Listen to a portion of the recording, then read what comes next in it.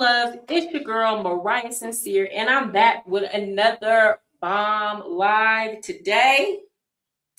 Y'all, I have seen some things that I am not too happy about. Okay, Donald Trump had a press conference with Benjamin Netanyahu, and this whole Epstein file thing is really causing some problems. Okay, in terms of the America First movement. So we're going to talk about that today. Before I do that, quick housekeeping. For those of y'all who have been watching me, y'all know I've been trying to get my schedule right. And last year I used to do a lunch hour. However, I don't know, I just became undisciplined and everything else became more important. And I started putting off the show until later on during the day. Moving forward every day at 12:30 Monday through Friday, I will be going live. So 12:30, I'm bringing back the lunch hour. All of my appointments and anything I have, I will be at home so I can make sure I do this show. That's what I'm trying to say. So unless I have to travel, I will be doing the lunch hour at 12:30 every day. This just is what it is. It's back. So with that said, y'all let me know what y'all want to hear about. Of course, I'm going to try to stick to politics as much as possible.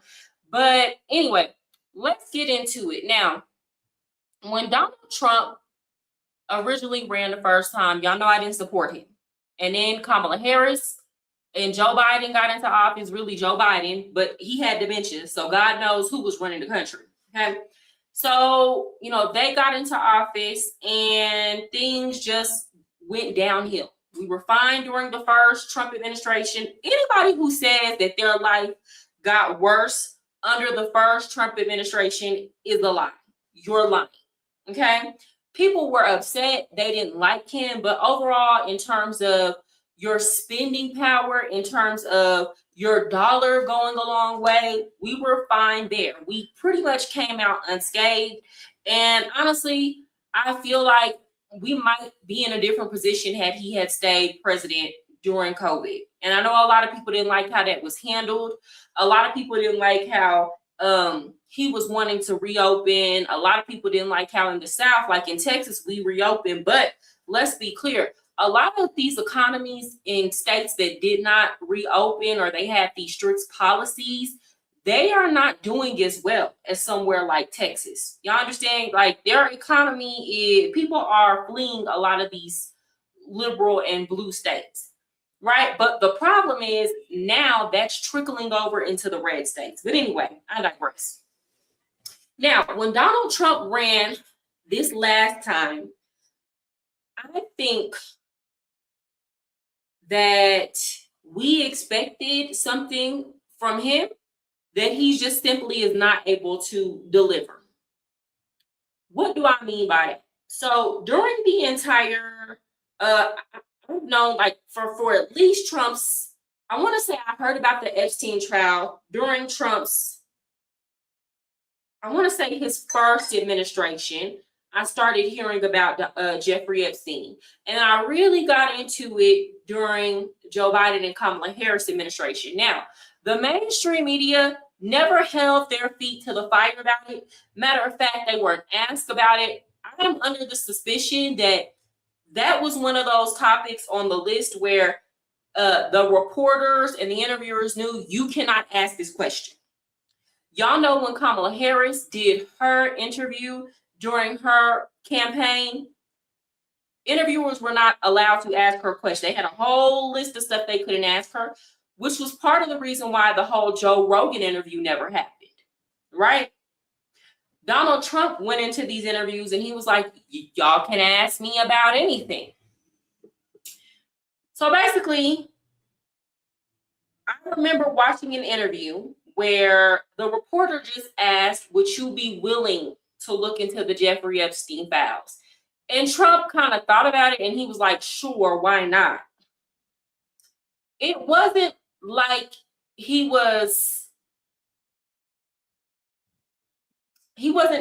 wasn't something that he was excited about. It wasn't something that he was adamant about. It was like, you asked me this question, You put me in a weird position. I can't say no, or else I'm going to look like I'm guilty. I have to tell you, I'm willing to look into it. And from there on, you had Cash Patel and Dan Bongino, people who had talked about the Epstein files publicly, get involved. So us, the people who supported Donald Trump this second time around, the America First movement, were under the impression that Donald Trump genuinely wanted to go in there and release these files. When honestly and truly, I think he just kind of got pulled into it. It was one of those things where he got put in a corner.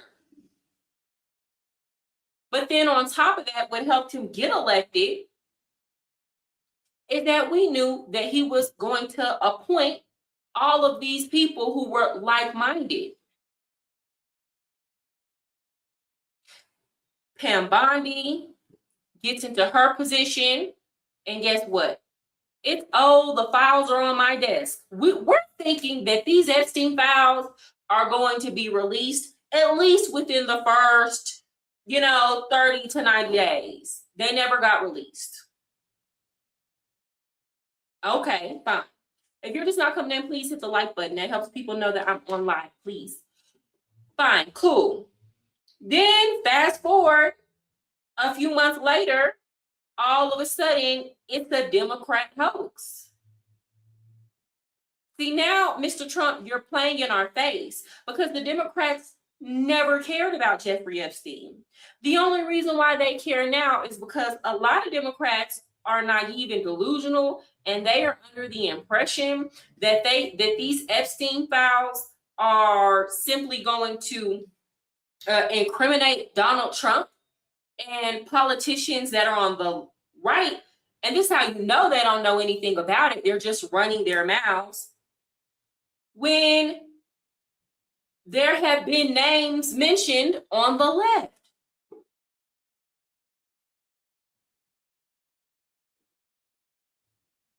So this whole thing is kind of like a gotcha moment, an aha moment for the Democrats. The Democrats don't care about Jeffrey Epstein. They don't care about child trafficking, because if they cared about child trafficking, then they would at least be willing to listen to Republicans and people on the right or independents who are saying, we don't agree with mass unvetted illegal immigration because that makes it more difficult for us to control the flow of people being trafficked across our borders, particularly children. They don't care about the children that went missing. They do not give a damn. Every time I have talked to a Democrat and I have brought up the fact that this massive flow of immigration in the southern border was being used as a cover-up to transport children. And not only that, not just children, on your way up here, if you don't have any money, on your way up through the southern border, which is cartel controlled, it's not something they can just do by themselves. You have to go through the cartels to do this, right? You have to pay tolls along the way to do this. And if you don't have the money to do it, you are either unalived on the spot, or you have to sell a child into a trafficking ring, or you have to allow somebody to rape you or your child. I pulled up that story about that illegal immigrant who was a trans woman, originally a man, who said that they were assaulted. What was that? It was some crazy number, like 16 times. I forgot that. I had the news story up here, but I talked about that. This is not something that's just happening every now and then. This is not something that is a rare occasion. No, selling your body or your children's body when you don't have enough money to get up through the southern border is a form of payment.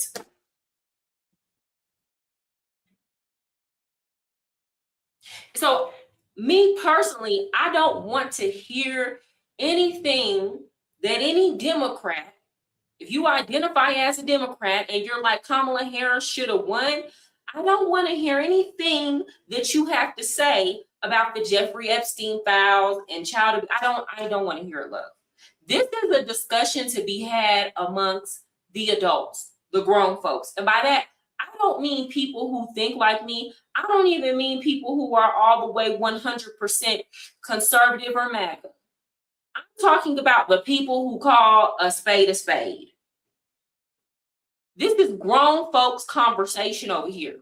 Because let me be clear, I'm going to do a lot of heavy criticizing of Donald Trump in this live, but that by no means is an endorsement of the Democrats, nor do I believe we would be any better off. In fact, I can talk about a number of ways in which we're a lot better off because Donald Trump is the president.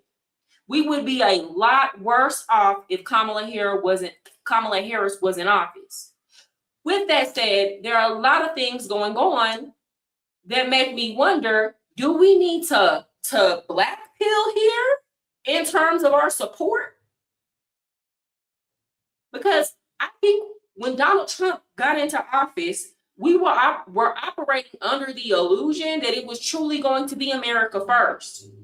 And you cannot say that you're America first if we have all of these politicians who are afraid to stand up for America because you have a whole nother country. Some of y'all are going to get mad if you're my conservative viewers. I do not care. I absolutely do not care. I don't like how we have continued to support the BS that Benjamin Netanyahu has been doing. This is not even about the Palestinians. This is just the simple fact, forget Palestine. This is the simple fact that we send $3.4 billion to Israel every year so that they can have a military. That's the money that's accounted for. That's just what we spend on Israel's defense. I don't care. I'm not honest. I don't fall either which way. Should Israel exist? Should Israel not exist? I think a country should exist to the extent to which they can fund and defend themselves. If the United States can't do anything else, we can defend ourselves. How are you going to say on an international stage that you have the right to exist and the right to self-defense and you're not even capable of defending yourself? It makes absolutely no sense. So who's bankrolling the existence of Israel? The American taxpayer. You can't create Doge. You can't create Doge. And you can't get rid of USA and talk about fraud and corruption, which was very much going on, but then turn around and you're still throwing money at Israel, still throwing money at Ukraine.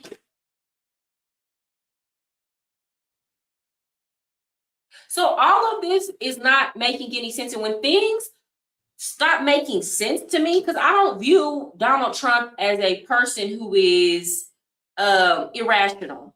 He's always made sense to me. So when things stop making sense, then you have to follow the money or the blackmail.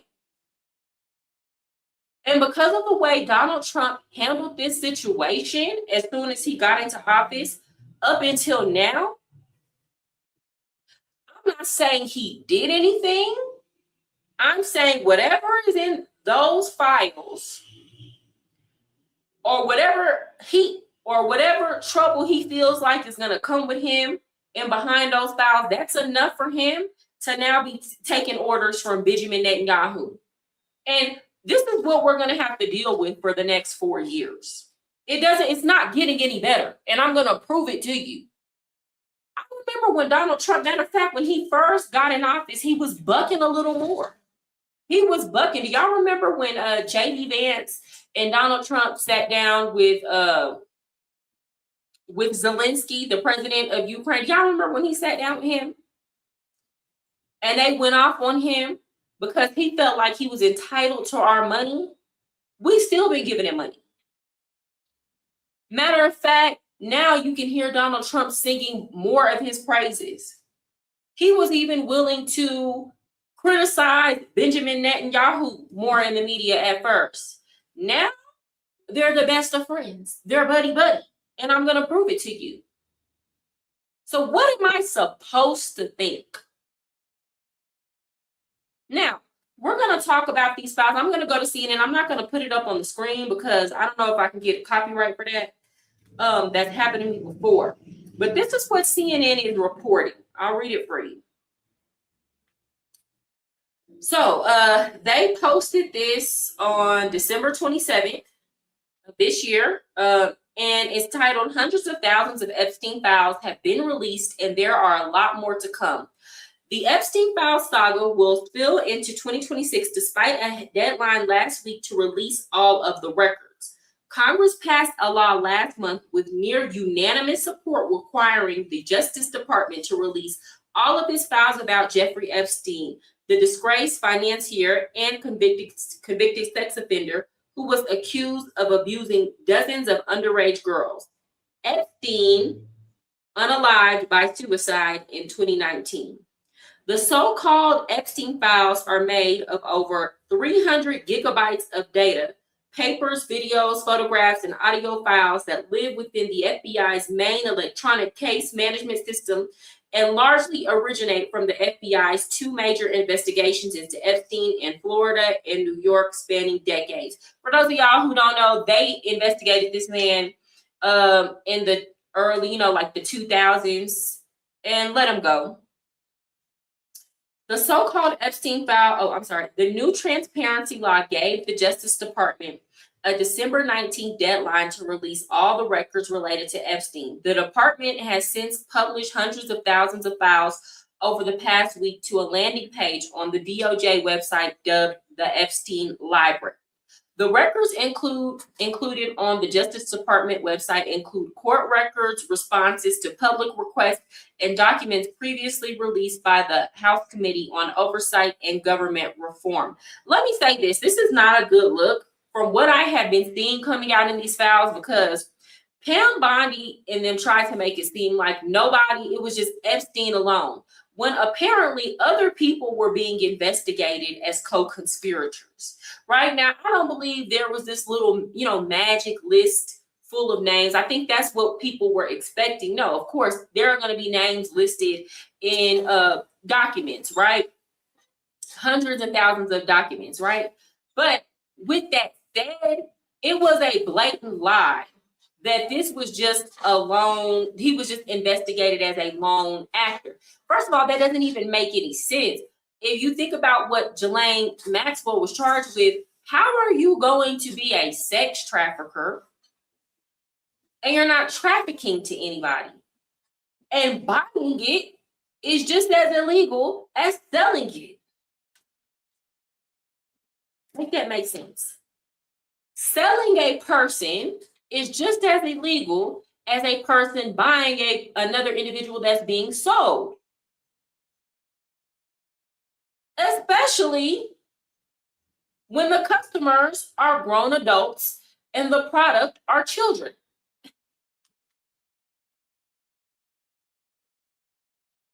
But many of Epstein's victims, as well as lawmakers from both parties, have criticized these releases for being incomplete and over-redacted.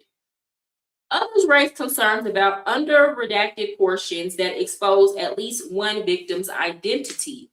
Honestly and truly, if you have that much data and that much paperwork, you're going to have a slip-up.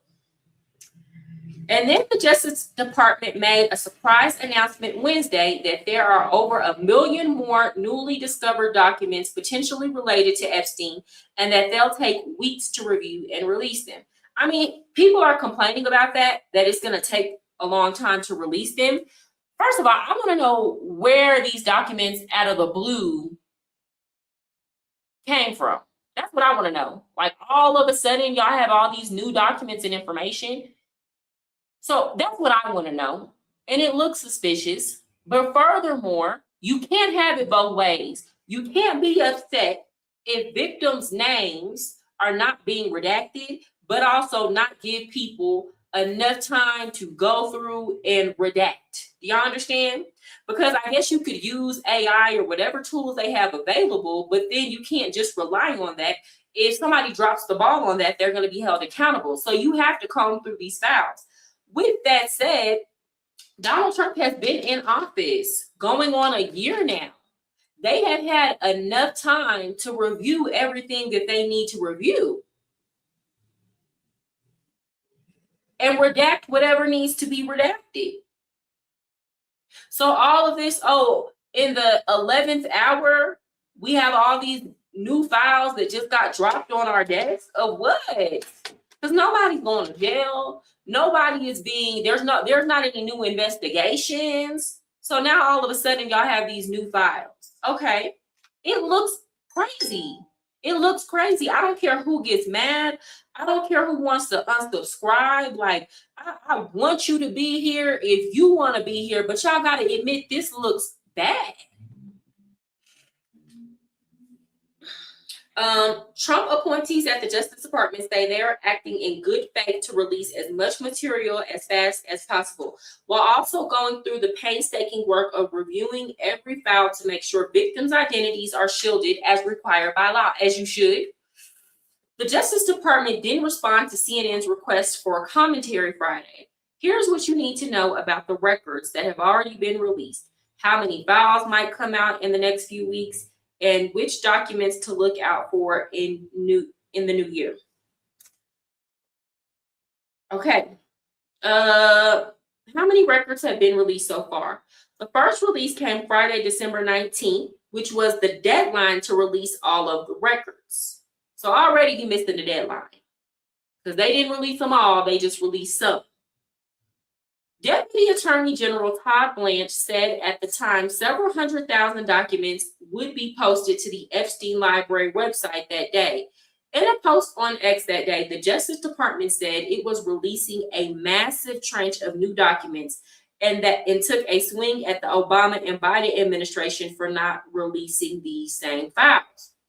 They're not wrong for saying that. They're not. And this is why I say I don't care to hear anything any Democrat has to say about this, because you had 4 years to hold your guys' foot to the fire about it, and you did it. When Kamala Harris was running for office, nobody cared on that side to ask her or to require her to answer a question about whether or not she was going to release those files. The Democrats do not care. This is just all a part of their Trump derangement syndrome at this point. And it's actually not right. Because if this is a situation where they're trafficking these kids, and not just that, from what I've been reading into, this happens at a global level. This is about these children. It's not about you and your ego and what side you're on. It's not about any of that. Because y'all don't hear any of them saying anything about Bill Clinton. Hello, let's be for real here. Bill Clinton and Jeffrey Epstein were also friends. There's a picture. Let me pull it up. Bill, as a matter of fact, hold on. I'm going to pull it up right now. Bill Clinton in the jacuzzi with Jeffrey Epstein. Now, that's not illegal.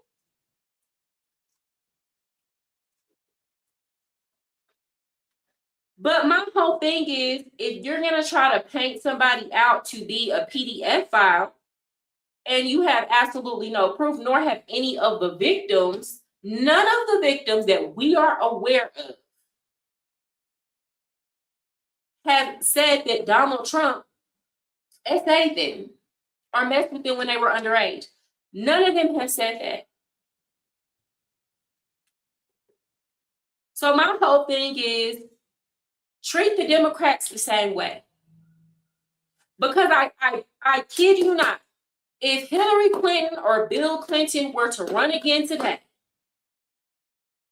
and it was between Bill Clinton and Donald Trump, or Bill Clinton and J.D. Vance, or Bill Clinton and any other Republicans, y'all know the motto in the Democrat Party, This is why I had to exit. Vote blue no matter who. They do not care.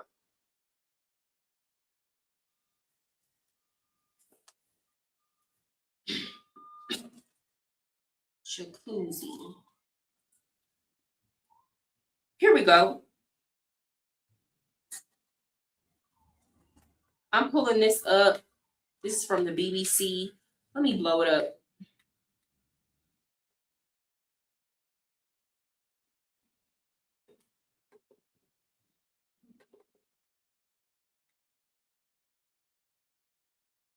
Okay. Let me share my screen.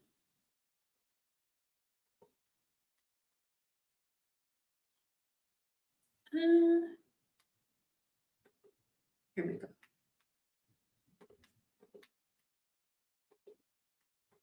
Okay. Let me make sure y'all can see.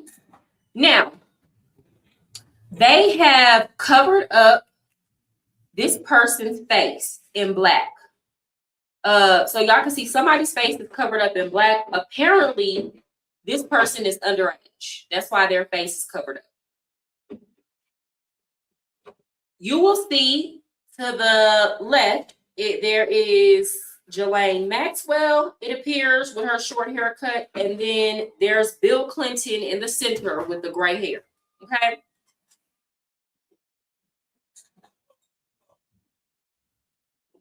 So my whole thing is, I don't see Democrats upset. And the argument could be made,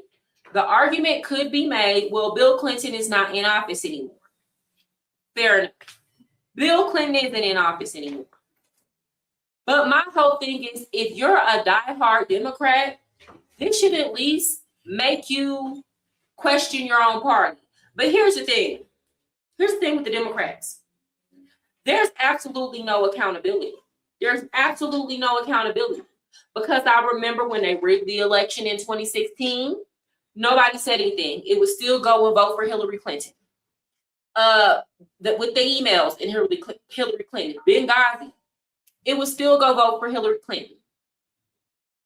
In 2020, they rigged the election again. Bernie Sanders got done dirty twice. It was still vote blue no matter who. And then during this last election, the 2024 election, they didn't even allow their voters to vote. They knew the whole time. I knew since 2020 that Joe Biden had dementia. It was very clear. It was very apparent. It was obvious then. Oh, y'all are not a doctor. Y'all can't diagnose people. That's fine. But now all of a sudden, due to Joe Biden's health, he has to drop out of the running in the 11th hour after they sabotaged all the primary candidates. And then they put Kamala Harris as the candidate, and Democrats didn't say anything then. So Democrats do not care. This is all about Trump derangement syndrome. This is all about hating the right. This is all about hating conservatives. With that said, just because the Democrats are acting in ill faith doesn't mean that Donald Trump is off the hook. Because here's the thing. If you're an American and you're a tax-paying y'all know me, I'm not even in America right now. I'm a tax-paying citizen. I've really been considering, after I get all this traveling out my system, coming back. But I want to have something to come back to. Also, my lifestyle is completely funded for me being an American citizen. There are a lot of jobs that will not hire you unless you are, even if they're foreign. I don't work for an American company. I work for a foreign company. I had to be an American to get the job.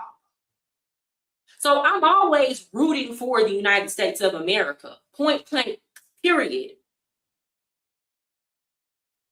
And I don't agree with having anybody in office that is not of the same mindset.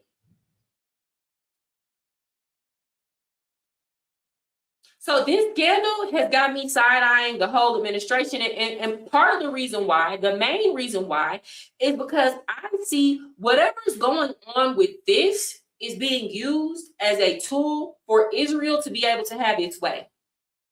And people can say, oh, that's anti-Semitic. Say what you want to say. I have absolutely no problem with people of Jewish descent or people who practice the Jewish faith. I have absolutely no problem with that. Whether or not Israel is or is not a country, I honestly and truly do. Like, do y'all, do you, as long as you can pay for it. I do not care. But we're footing a lot of that bill. And part of it is because whatever's going on with this situation, Benjamin Netanyahu feels like he has some type of leverage over our president. And it's weird. It's strange. And as long as that dynamic continues to exist, it's never truly going to be America first.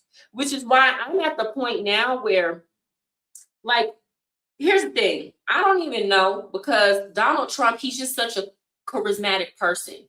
You know, whether you agree with him or not, whether you like him or not, some people might say he's a little brash, but, I'll say this, and I've said this before. There is something to be admired about that dog in him. Donald Trump has that dog in him, and he has charisma, and he's funny, and he knows how to talk to people, and he knows how to really get people going in a way that doesn't really work for other people when they tried it. I talked about how, when Jasmine Crockett calls herself trying to do the same thing, it doesn't come across the same way, right?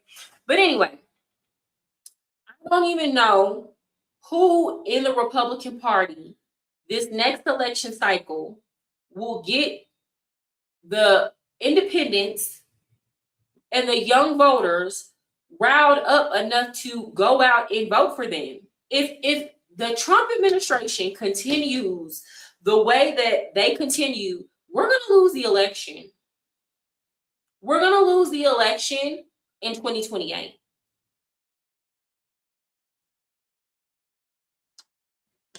And you want to know why we're going to lose the election? It's not even going to be just because the Democrats have so much support. A lot of people that came out and voted and still had faith that the system works in 2024, a lot of those young people, the ones that Charlie Kirk was able to change their mind and inspire and rally them to go vote, they're not going to vote. Because, first of all, the economy, now I've said this before, I do think that Donald Trump is doing some good things with the economy, but it's going to get worse before it gets better. And he should have said that. He should have made that clear. And one thing I admire about President Milei in Argentina is while he was running and when he got in office, he let the people know ahead of time it's going to get worse before it gets better. Do y'all know people are so stupid that they expected that when Donald Trump got into office on that very first day, the prices of groceries were going to go down? Which I've said this before and I'll say it again. The prices of groceries, maybe on some products, but on majority of products, they're never going back down. That's not how it works. Y'all got to remember, people used to be able to go get a gallon of milk for like 10 cents a long time ago, 100 years ago. You don't pay anything close to that. Because what happens is businesses will raise their prices either because they feel like it's an opportunity to take advantage of whatever economic situation is going on, or because they genuinely need to raise their prices. But what happens is they realize, oh, you're willing to pay this price though. So they never lower their prices back down as long as you are willing to pay whatever price they raise it to. You got to think about it like this. If a business was selling a gallon of milk for 10 cents and they were able to raise it to $1, right? In hard economic times, and you still paid that, why would they lower it when the economy is good? Because now they can make their profit stretch more. They can do more with their profits. So that's not how that's going to go, y'all. You'll have some things that will probably come down a little bit. I don't think we're ever going to get back down to pre-pandemic prices. That doesn't mean that Donald Trump can't stop the bleeding, is what I'm saying. That is the best we can hope for. Y'all have to come into things with realistic expectations. I came into it with realistic expectations. So the economy part, for me, he's doing what he was supposed to be doing. But most people don't understand that. They don't understand how the economy works. They don't understand how inflation works. So they're going to be upset that they're not paying pre-pandemic prices. The president cannot control it to that degree. At the end of the day, these companies still decide and set their prices.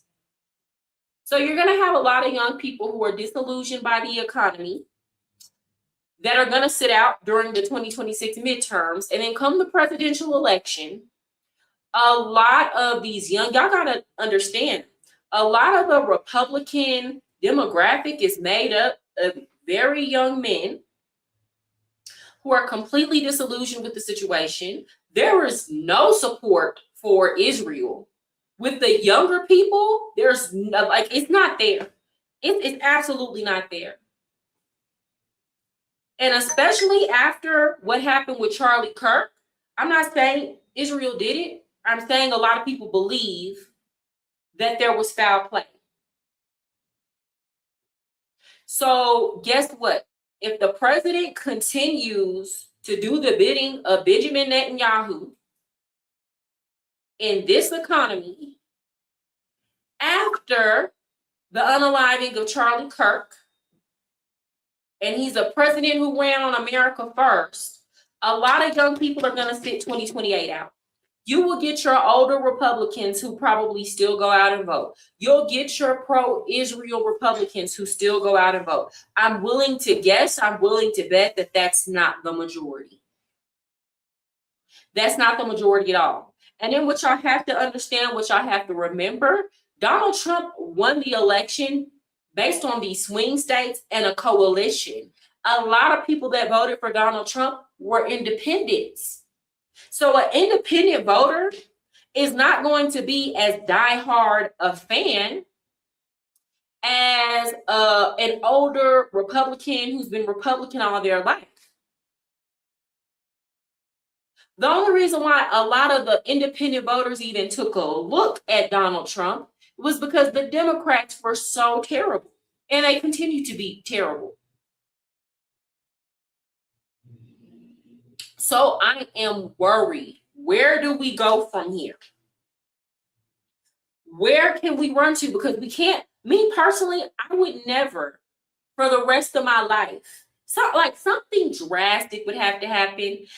The Democrat Party would have to genuinely change, and I mean genuine, over a long and consistent period of time. And I would need to be able to see the fruits of that change for me to even consider taking a look at them. In the current state that they're in, it's a hell no for me. I would never. I absolutely would never.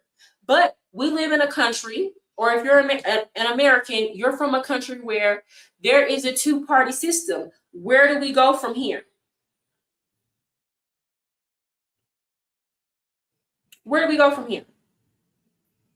Me personally, what I would like to see happen next election, the administration for me is tainted. It's tarnished.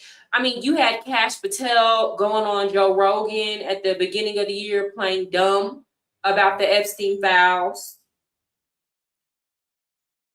You had him going on there looking crazy. Dan Bongino just resigned, and he said because he didn't know what came with the job or like the fear for his family. We all know Dan Bongino threatened to resign at the beginning of this Epstein scandal when Pam Bondi was acting like Jeffrey Epstein and Ghislaine Maxwell were just lone wolves in the situation. Dan Bongino was threatening to resign back then.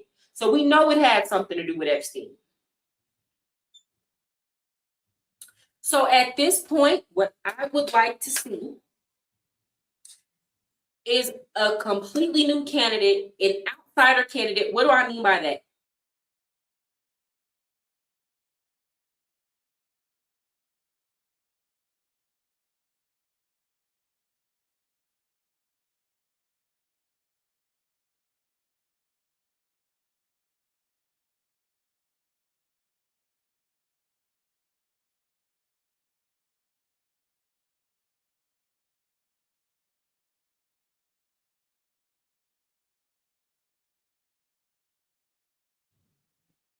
Okay, I'm sorry, y'all. My internet glitched. That doesn't mean that we can't have somebody that's business savvy.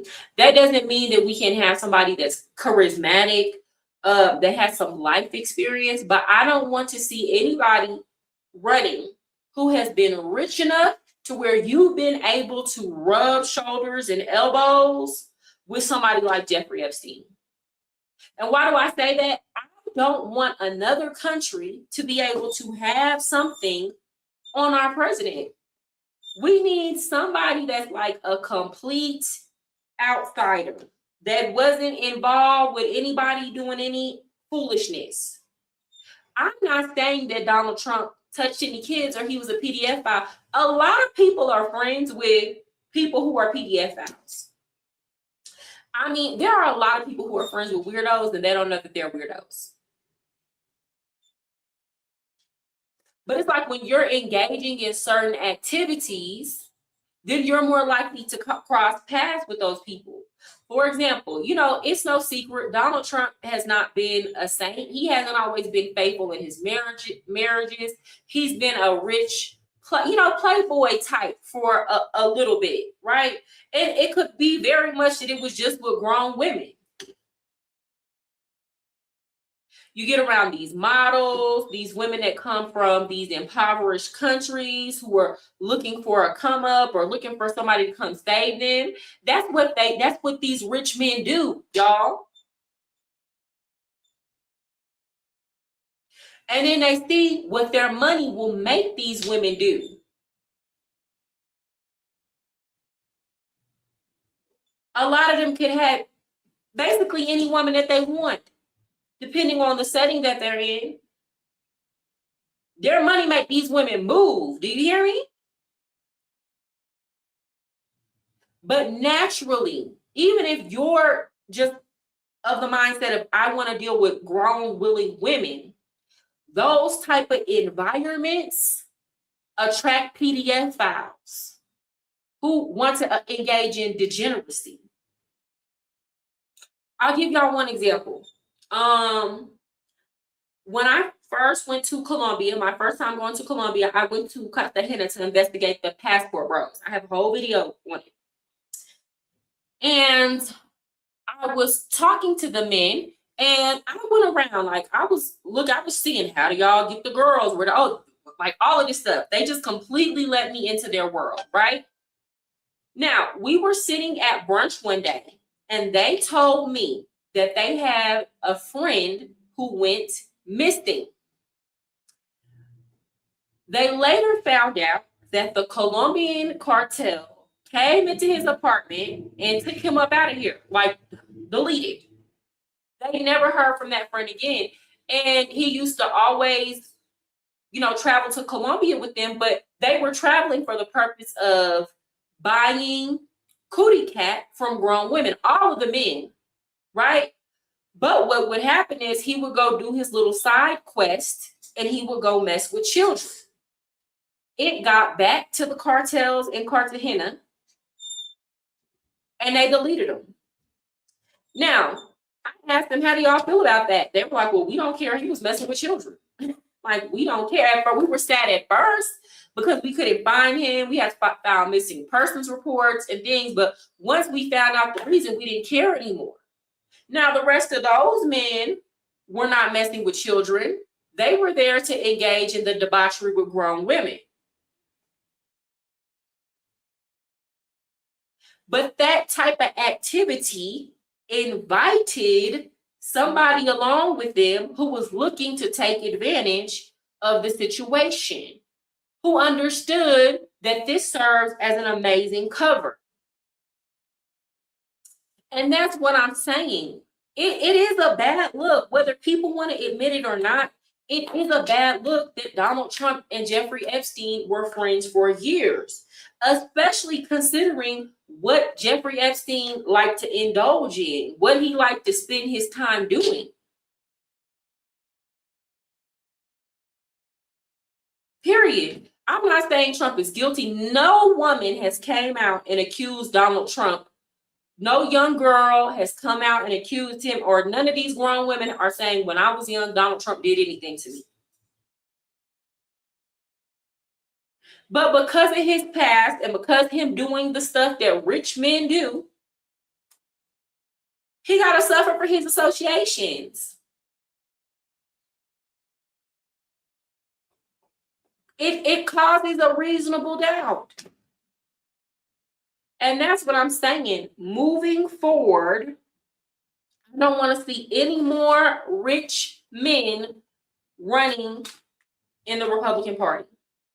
I don't want to see it. It's a liability at this point.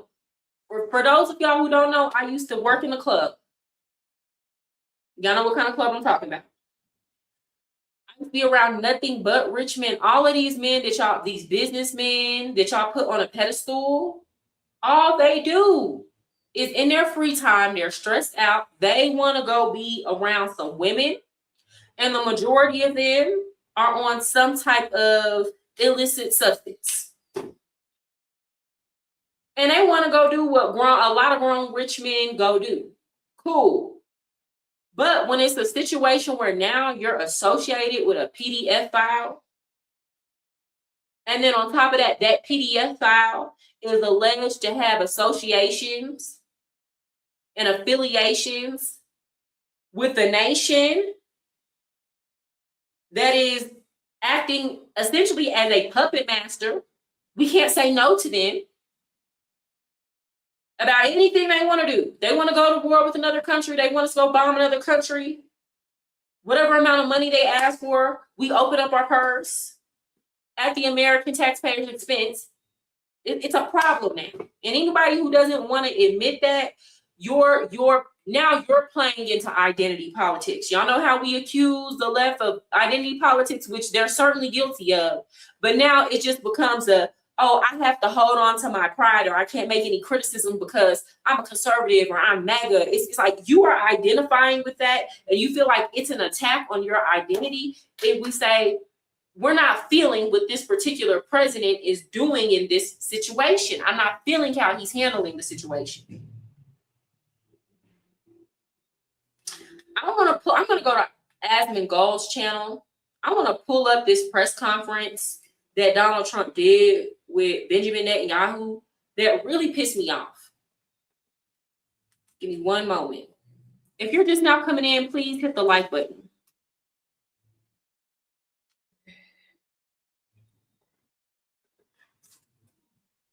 Feel free to feel free to comment if you're watching. You can disagree if you would like. I don't mind that.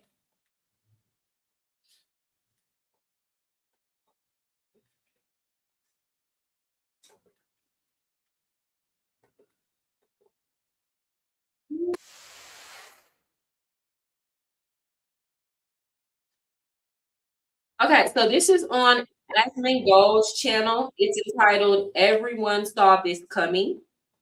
He posted this yesterday. Okay, I'm going to share it. Sorry for the ads. I will not be paying for a YouTube premium subscription. Y'all know I don't really make, I get watch pay money off of here, but I'm not making enough money for me to like keep throwing money at the situation is what I'm saying.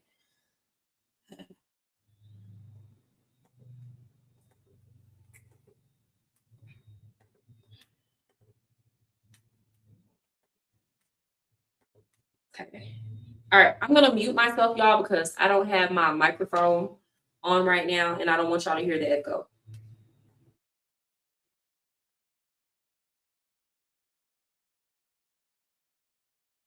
In too many disconnected apps, and it's killing team productivity. Over here for a couple of days, and maybe we'll be surprising us on New Year's Eve. That'll be fine. Oh, thank you. And it's wonderful seeing you and Sarah and your whole group. Very talented group. We've done very good work together, and it'll continue. So thank you very much, baby. Thank you. Thank you very much. Thank you, Mr. President. Thank you. All right. He had a breath. Yeah, it sounds like it. Yeah, but anyway, let's see. I have to say that in addition to what I said, that we've never had a friend, even close, a friend, as President Trump in the White House. Wow. I think he's been extraordinary. in his friendship and his support for Israel, his principled positions, They have matching clothes. his Look at willingness this. to just The matching clothes is weird. It's giving humiliation ritual. Because why are you two grown men wearing the exact same outfit? Furthermore, I'm intrigued. Why is Benjamin Netanyahu saying that Donald Trump is the best friend he ever had in the White House? What has he done for you? Because like there have been other presidents who have literally funded entire war campaigns for you. So what has happened? What are we missing here? What's going on behind the scenes to make him say that?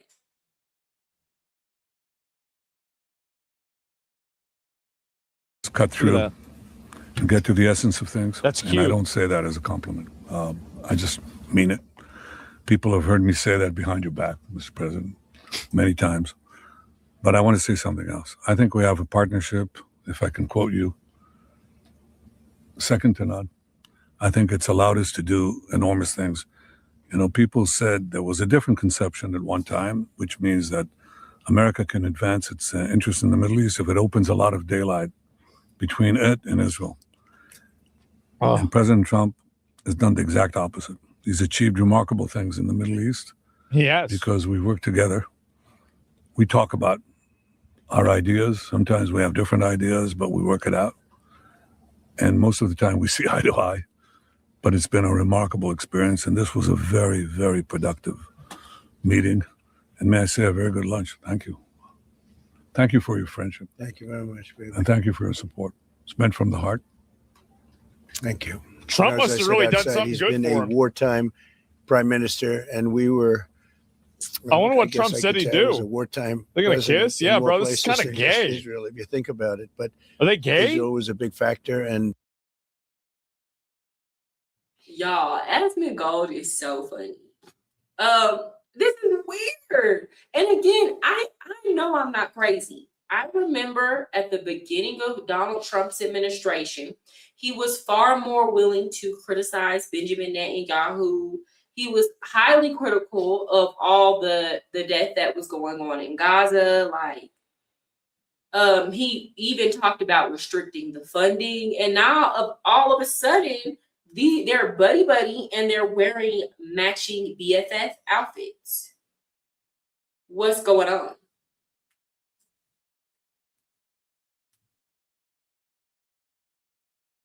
We're with you, and we'll continue to be with you. And a lot of good things are happening in the Middle East. Mm-hmm. We have peace in the Middle East, and we're going to try and keep it that way. I think we will be very successful in keeping it that way.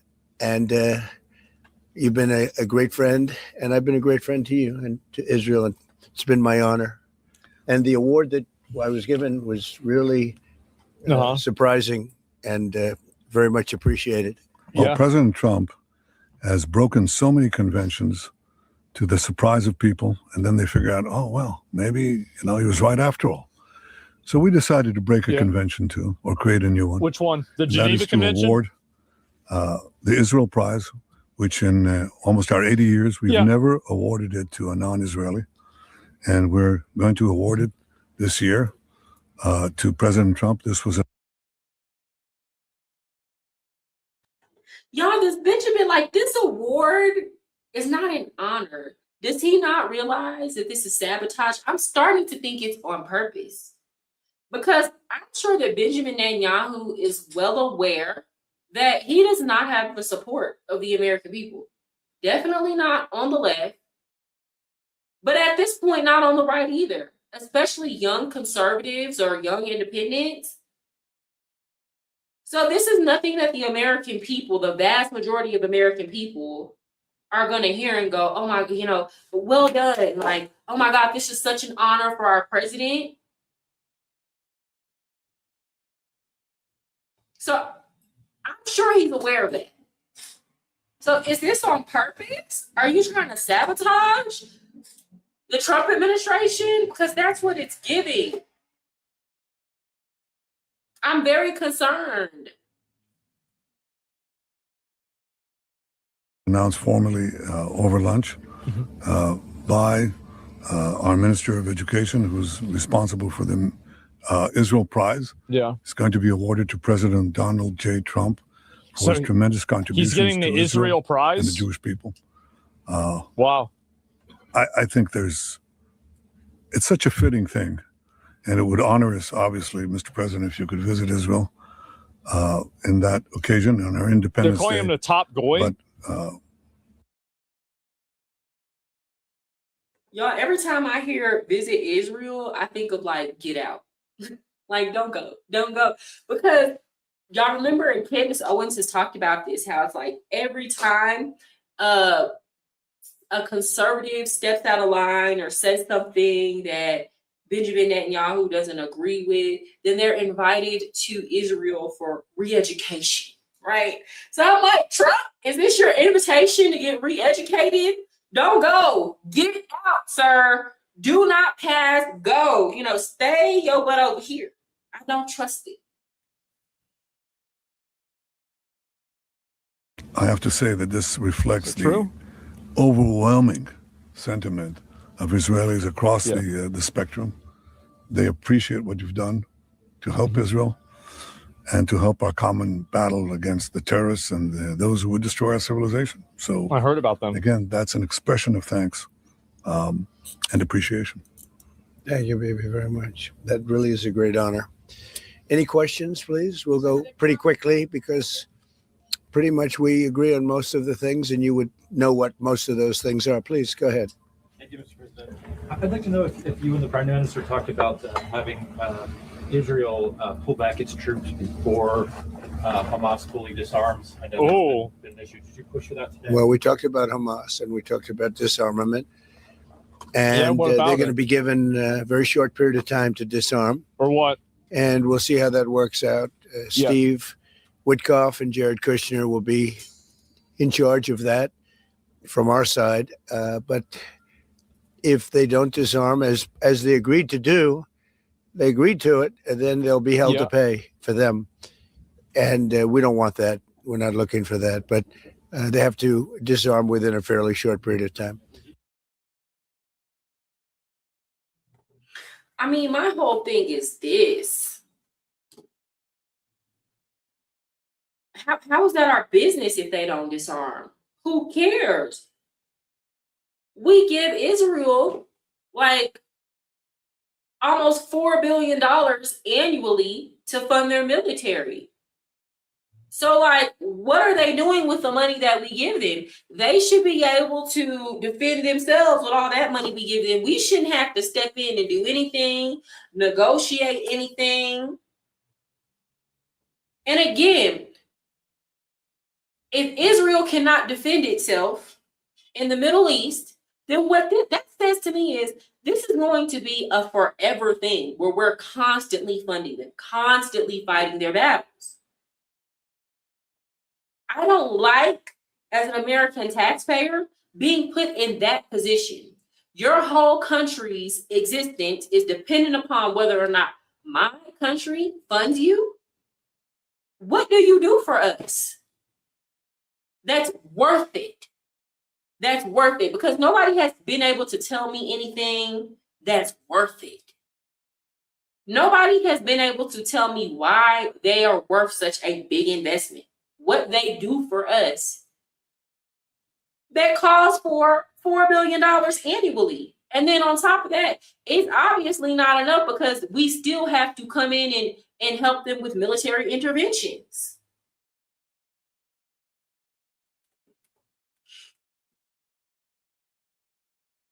Israel withdrawing its forces? Well, that's a separate subject. Yeah. We'll talk about that. Mr. President?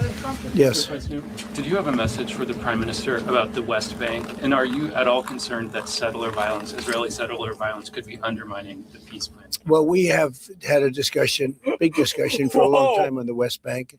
And I wouldn't say we agree on the West Bank 100%, but we will come to a conclusion. That's a lot. West Bank. If I could ask, what is the disagreement? Well, I don't want to do that. It'll be announced at an appropriate time. But he will do the right thing. I know that. I know him very well. He will do the right thing. Yes. I want to say this. So one of the most incredible human beings that I've ever met in this life. She was my admin when I was a teacher, and from the school years of 2023 to 2024. Okay, so she was my admin. She was an Israeli woman. No, she was a Palestinian woman. She was Muslim, and she was the most, like, when you think about a woman who speaks her mind, who's like empowered, but she was also married. She was a lawyer. Her husband was a lawyer. They had money. Do you hear me? They had money. And as a matter of fact, her family owned a law firm in Palestine. And she was one of the most, she had the most integrity that I've ever seen a human being have. Right. And when you work in the school system for a school district, that's rare. But she was really there for the kids. She was really in it for the kids. And that's rare for somebody working at the administrative level.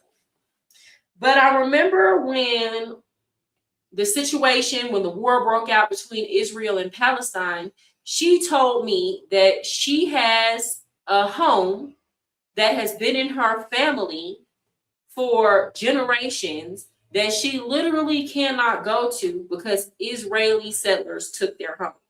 So she can't go back to her family home.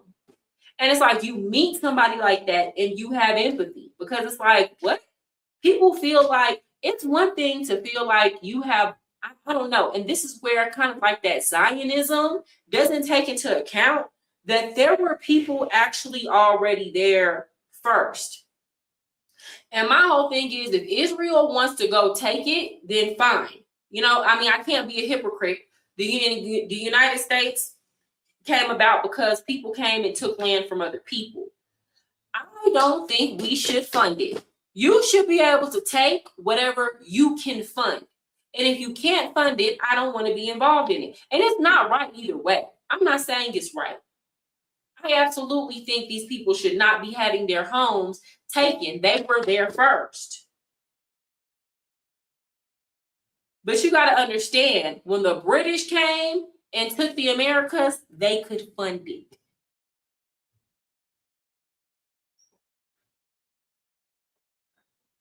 When Pizarro came and took Peru, the Spanish could fund it. They weren't going and asking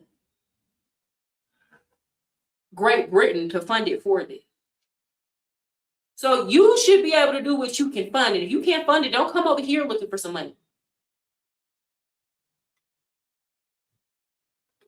There's a growing fear of a confrontation between Israel and Turkey.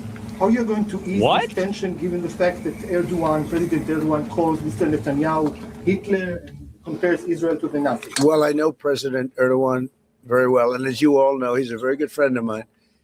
And did they put people I believe in jail? that, and I do respect him, and Bibi respects him. Asshole. And they're not going to have a problem. Okay. They're not going to have a problem. I know him very well. There's not going to be any problems. And you've seen me do things with President Erdogan and Turkey that nobody else could have done. We're not going to have a problem. He's done a fantastic job. I'm with him all the way. I'm with Bibi all the way. Nothing's going to happen. Okay, nothing's going to happen. Are you concerned that Israel is not moving? And like, here's the argument that I hear too. A lot of people are like, well, we have to support Israel because they're our only ally in the Middle East. But we have other allies. At one point, we had our nukes in Turkey. You know, allegedly, they got moved during the Cuban Missile Crisis out of Turkey. But like, we could have other allies, but we're going to turn people off to us if we continue to support Israel shenanigans, is what I'm saying. I bet you U.S. Middle East relationships would be a lot friendlier, a lot more amicable if we just cut ties with Israel and let the chips fall where they may. So to me, that is not a good enough reason to keep bankrolling them. That is not a good enough reason for when Israel says jump, our president to ask how high. It's not a good enough reason. Y'all are going to have to come harder than that. But I'm telling y'all now, if this continues, it's not going to be looking good in 2028. Not because people support a Democrat agenda. Hell, they don't even have an agenda. Their agenda is stay in power for themselves. Their agenda is stay in power and sow enough division and confusion to where people continue to vote for them. Their agenda is keep people in poverty so that they have to keep coming to them groveling for a little bit of chump change, housing support, and food stamps. I'm not anti-food stamps, but if it gets to the point where you can't vote for anybody else because your livelihood is dependent upon one party, now it's becoming a problem. That is the Democrat agenda. The Democrat agenda is changing little boys into little girls before they hit puberty. The Democrat agenda is you turning on your TV and every other scene, you have to see debauchery and foolishness. Every time you watch a TV show, complete degeneracy. But at the same time, if people are fed up enough, they're just going to say, F it. And not show up. This is not a good look, y'all. Anyway, I've been on here for an hour. Nobody's in the comments. Please hit a like, and I will see y'all tomorrow at the same time.